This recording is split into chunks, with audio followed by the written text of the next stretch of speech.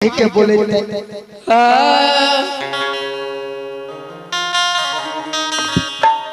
ज्योति बाबा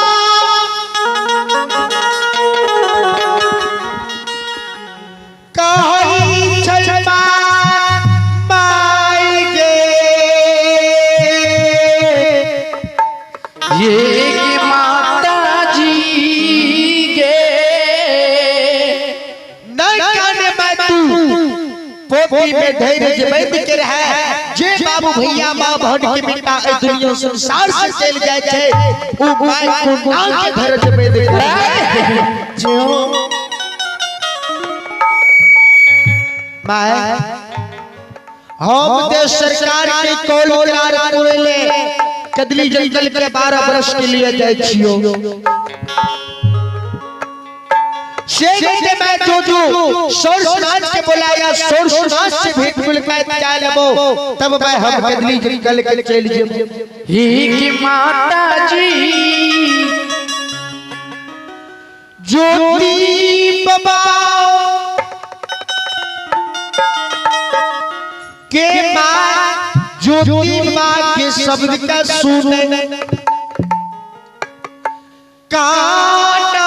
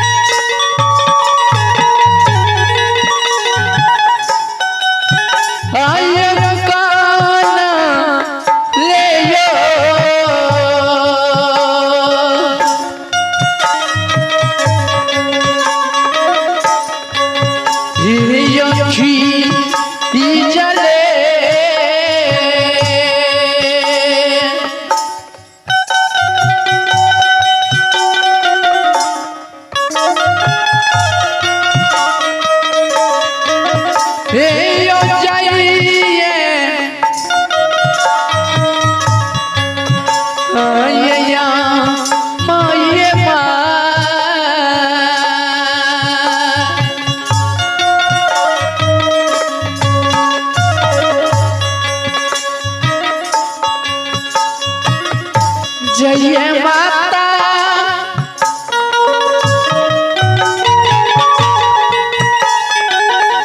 सोर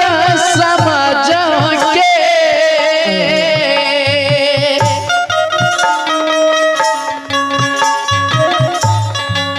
या ना ना जली जो दीवा के माय जो दीवा की सबसे सीध के सोच समाज के नजदीक बस्ती नगर के जाए कारण खिल जो दीवा के माय सोच समाज के नजदीक जा रहा है जियो ठाकुर जी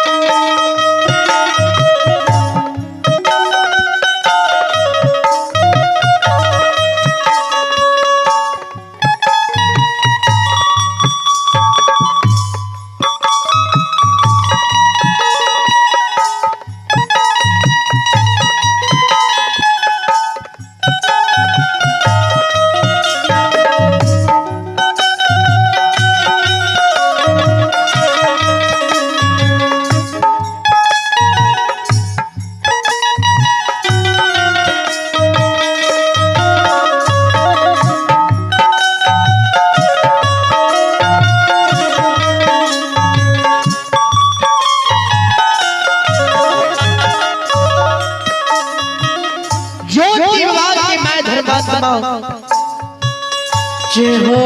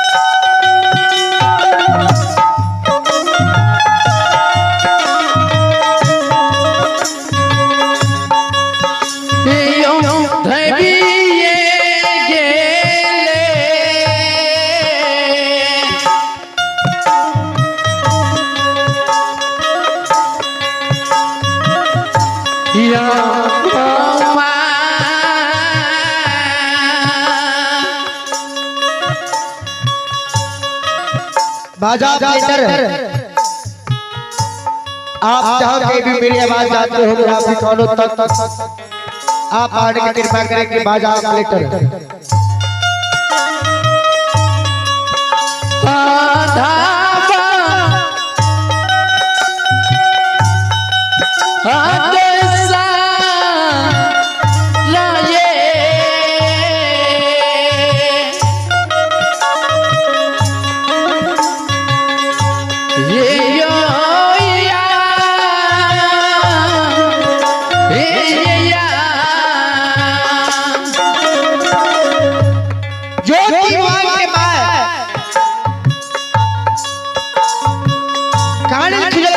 बस्ती सोर समाज विभाग के नजदीक जाए एक कोश जाइए, दूसर कोश जाइए, तेसर कोश में सूर्य स्नान विभाग के द्वार पर पहुंच जाए।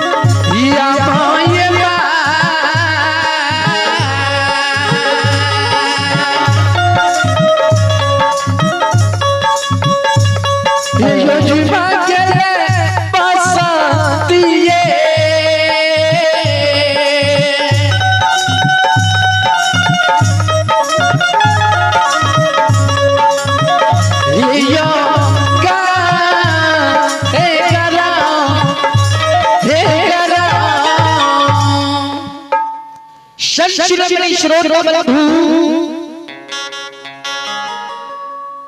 ज्योतिर्विभाग के माय शोषराज विभाग के नजदीक पहुंच जाए। शोषराज विभाग के एक डिढ़िया जाके कहते हो कि शोषराज विभाग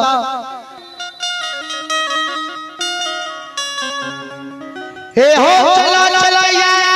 नगर गोपीपुर ग्राम में भक्त ज्योति के बुलाए छिए। एक बेर ज्योति बाबू से भेंट मुलाकात चालू हो।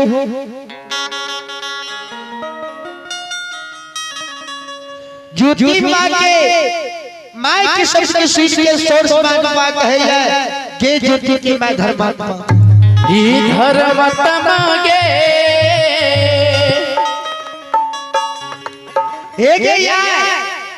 तोहर ज्योति बाबू कौन चुप गेलो या कि तू सोर सुनाज के बोल ही है। एक से तोहर ज्योति बाबू